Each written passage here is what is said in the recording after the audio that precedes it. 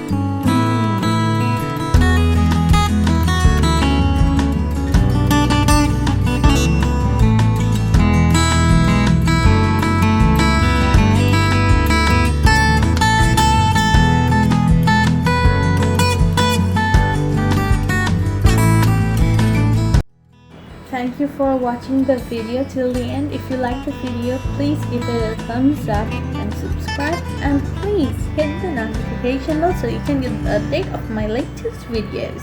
Thank you.